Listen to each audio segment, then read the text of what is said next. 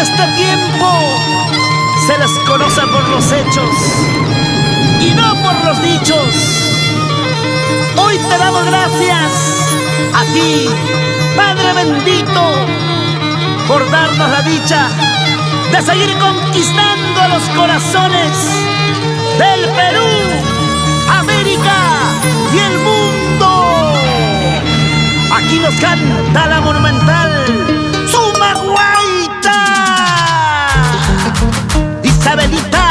Isabelita Martínez.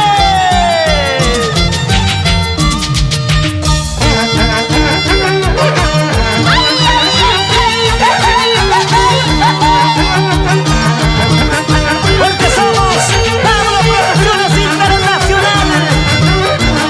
Seguimos adelante.